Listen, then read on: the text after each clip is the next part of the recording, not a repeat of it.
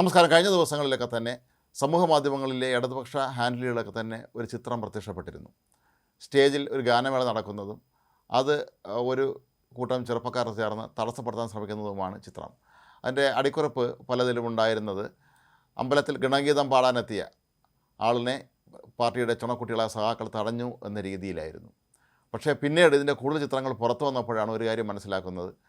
സ്റ്റേജിൽ കയറി ഗണഗീതം തടയാൻ ശ്രമിച്ച സഖാക്കളെ നാട്ടുകാരെല്ലാം കൂടെ ചേർന്ന് പഞ്ഞിക്കിടുകയായിരുന്നു എന്ന്. കണ്ണൂർ കണ്ണാടിപ്പറമ്പ് ശ്രീ മുത്തപ്പൻ ക്ഷേത്രത്തിലെ പ്രതിഷ്ഠാ ദിനത്തോടനുബന്ധിച്ചുള്ള പരിപാടിയിലാണ് ഗാനമേള നടന്നത്. തൃശ്ശൂരിൽ നിന്നുള്ള ഒരു ഗാനമേള സംഘമാണ് ഈ പരിപാടി അവതരിപ്പിക്കാനെത്തിയത്. അങ്ങനെ ഗാനമേള തുടരുന്നതിനിടയിൽ അവിടെ കൂടിയിരുന്ന ഭക്തജനങ്ങൾക്കിടയിൽ നിന്ന് ഉണ്ടായ ഒരു ആവശ്യമായിരുന്നു ഗണഗീതം പാടണമെന്ന്. അങ്ങനെ ജനങ്ങളുടെ ആവശ്യത്തെ തുടർന്ന് ഗായകരിൽ ഒരാൾ ഗണഗീതം പാടുകയായിരുന്നു. എന്നാൽ ഗണഗീതം പാടിക്കൊണ്ട് നിൽക്കുന്ന സമയത്താണ് DYFIയുടെയും സ്ഥലത്തെ പ്രാദേശിക CPM നേതാക്കളുടെയൊക്കെ നേതൃത്വത്തിൽ വലിയ സംഘം സ്റ്റേജിൽ കയറി ഈ പരിപാടി തടസ്സപ്പെടുത്താൻ ശ്രമിച്ചത്. ഒരു കാരണവശാലും ഈ സ്റ്റേജിൽ ഗണഗീതം പാടാൻ പറ്റുകയില്ല എന്നായിരുന്നു അവരുടെ വാദം. എന്നാൽ ഇത് കണ്ട അവിടുത്തെ സാധാരണക്കാരായ ഭക്തജനങ്ങൾ ഒന്നടങ്കം സ്റ്റേജിലേക്ക് പാഞ്ഞെത്തുകയായിരുന്നു. തുടർന്ന് ഈ DYFI CPM പ്രവർത്തകരെ ബലം പ്രയോഗിച്ച് സ്റ്റേജിൽ നിന്ന് നീക്കം ചെയ്യുകയായിരുന്നു എന്നാണ് പിന്നീടുള്ള ചിത്രങ്ങൾ കാണുമ്പോൾ നമുക്ക് മനസ്സിലാവുന്നത്. ശരിക്കും പറഞ്ഞാൽ നാട്ടുകാരെല്ലാം കൂടെ ചേർന്ന് ഈ തടയാനെത്തിയവരെ പഞ്ഞിക്കിടുകയായിരുന്നു എന്ന് തന്നെ വേണം കരുതാൻ. അങ്ങനെ അവരുടെ ഒരു അവകാശവാദം കൂടി സമൂഹ മാധ്യമങ്ങളിലൂടെ നിരന്തരമായി നടത്തുന്ന മറ്റ് പല തള്ളുകളിലും ഒന്നായ ഈ ഒരു അവകാശവാദവും പൊളിഞ്ഞിരിക്കുകയാണ്. കണ്ണൂരിലെ പല ക്ഷേത്രങ്ങളിലും ഇത്തരത്തിലുള്ള സംഭവങ്ങൾ അരങ്ങേറാറുണ്ട്. പാർട്ടി ഗ്രാമങ്ങളുടെ കാര്യം നമുക്കറിയാം. ദൈവമില്ല, ഞങ്ങൾക്ക് വിശ്വാസമില്ല, ഞങ്ങൾ യുക്തിവാദികളാണെന്നൊക്കെ പറയുമ്പോഴും ഇപ്പോൾ അമ്പല കമ്മിറ്റികളിലും മറ്റും ഭാരവാഹികളാകാൻ സഖാക്കളുടെ തിരക്കാണ്. അതുകൊണ്ട് തന്നെ ഇനി അങ്ങോട്ടുള്ള ദിനങ്ങൾ ഉത്സവങ്ങളുടേതാണ്. കേരളം ഒട്ടാകെ എല്ലാ അമ്പലങ്ങളിലും ഉത്സവത്തിൻ്റെ സീസണാണ് വരാൻ പോകുന്നത്.